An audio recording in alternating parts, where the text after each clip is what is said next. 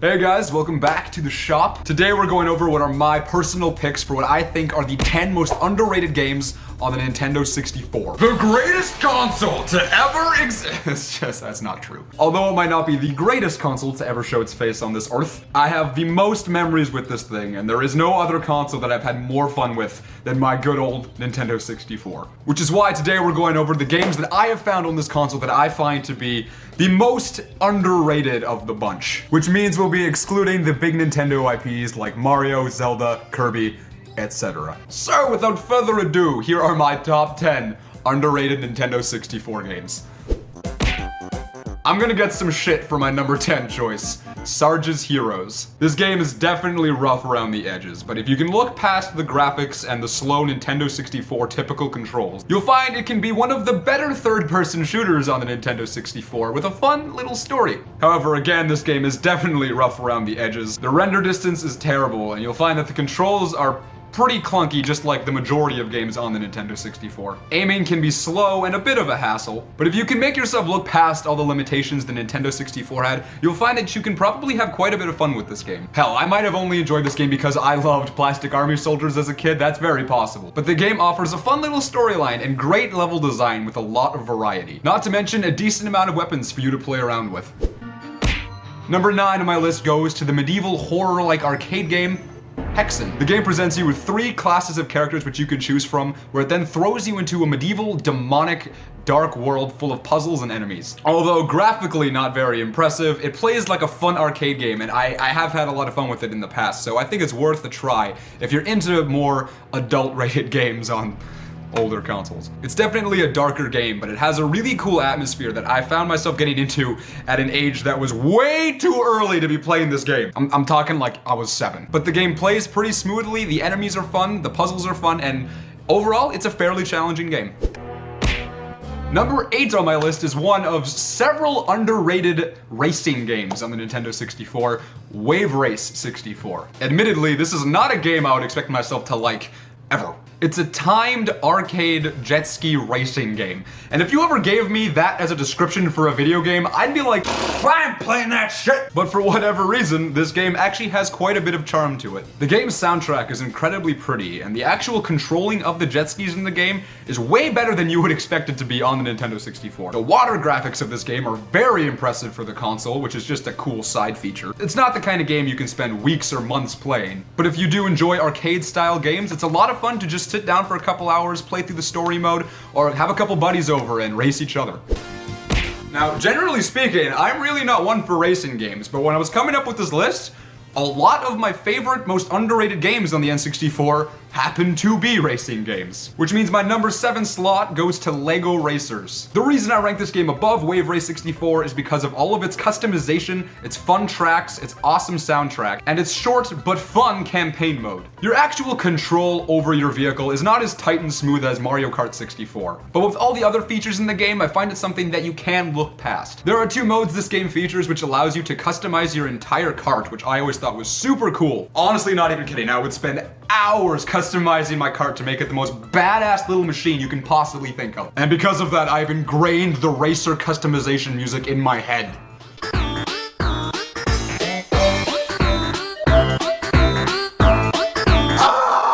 On top of your vehicle, you also get to customize your character, which is so awesome for a Nintendo 64 game. I think all the customization this game offers gives it major points in the awesome department. The awesome department? The awesome department. This game doesn't offer as many tracks as other racing titles do, but each track does offer its own unique boss with their own personality and vehicle to match. Not to mention the power-ups in this game make it feel more like a Mario Kart type game and make it a lot more difficult to see who can get to the finish line first.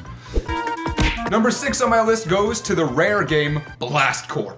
So many people don't even know about this one. I was talking to Shane about it the other day and he didn't even know. Blast Corps is a game that is different than anything else on the Nintendo 64. It's a strange hybrid of puzzles, racing, and destruction. The game offers a variety of different types of robots and vehicles for you to control, maneuver, and use to destroy your surroundings. The overall objective of the game is to get a nuclear truck through a selection of obstacles so it doesn't, blow up the world. What? The gameplay is strange, I'm not gonna lie, but there's a lot of blowing shit up, which makes this game a 10 out of 10 experience. Tell me that's not awesome! It's one of the weirder games in the Nintendo 64, but it's definitely worth a shot if you've never played it.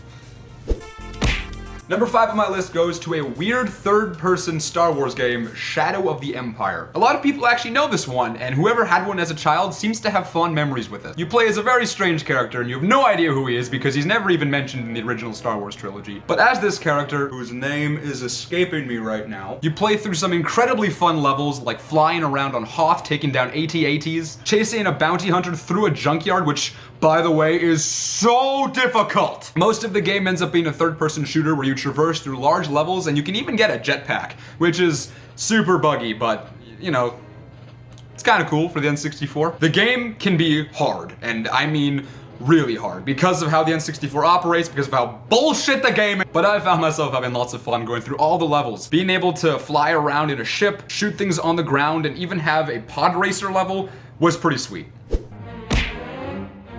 Number 4 on my list goes to, oh hey, we have this one. Doom 64. The N64 did not have many great shooters, but one of the better ones was definitely Doom. It's a fun sci-fi based shooter where you pretty much just get to fucking kill monsters and shit. It's awesome. If you're into 64-bit blood and gore, and the closest thing to an actually M-rated game on the Nintendo 64, Doom 64 is worth playing. I was hesitant to put this as my number 3, but I think it is underrated enough that I can put it on this list, and it goes to Perfect Dark. Perfect Dark was developed by Rare and was very similar in gameplay to something like 007. It also offered an awesome storyline, great level design, as well as a wide selection of weapons. Also a kick-ass multiplayer, which is almost as good as 007's, I swear. The game offers a fun campaign with lots of cool level design, and it can be fairly challenging from time to time. Although I've never actually finished it myself because I always get too frustrated with the Nintendo 64's controller, I've had a lot of fun with this one, particularly in the multiplayer. You can get really into it as soon as you adjust to the Nintendo 64's controls. Number 2 on my list goes to Snowboard Kids. If you haven't played this one, you probably think that sounds like a bunch of bullshit. If you have played this one, you will agree with me that it is one of the best games on the Nintendo 64. Okay, that's a bit of a stretch, but it's a great racing game. The whole atmosphere of the game is super cheery. Think of 1080 snowboarding and how somewhat badass it was.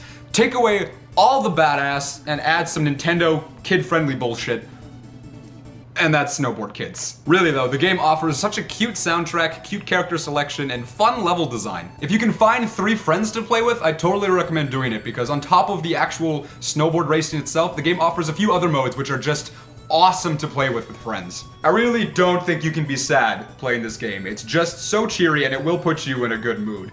Not to mention, it's just a well-designed game. Again, especially for the Nintendo 64. And this leads us to number 1 on my top 10 underrated Nintendo 64 games list, which, believe it or not, is a racing game. Xtreme G. The game's set in a futuristic atmosphere. You get to choose from a selection of badass futuristic motorcycles, which you use to race against your friends at just ridiculously fast speeds through some awesome levels. Just like any other good arcade-style racing game, it offers power-ups, bullshit driving off the side of a level, oh come on! And even a Mario Kart 64-esque battle mode. I find this game to be incredibly underrated, and even to this day, if anybody's actually willing to play with me, I will do it in a heartbeat. So this is just my list. I'm sure there are games on here that you did not expect to be here, games you did expect to be here, and games that you wish were on here. And when it comes to underrated games, it's all opinion-based, so I'd love to know yours. This is just my personal list. I know there are some other great underrated Nintendo 64 games out there, like Jet Force Gemini, Harvest Moon, Conker's Bad Fur Day. What do you think I'm missing on my list? Leave a comment of what you think are some underrated Nintendo 64 games that more people need to give a shot. Leave a like on this video and subscribe to the channel if you haven't yet. Also be sure to check out me and Shane's podcast, First Strike, which is live here on the channel every Tuesday at 9:30 p.m. Central Time. And if you have a console you'd like to see an underrated top 10 games list for, leave a comment. Thanks for watching. We'll see you guys next time.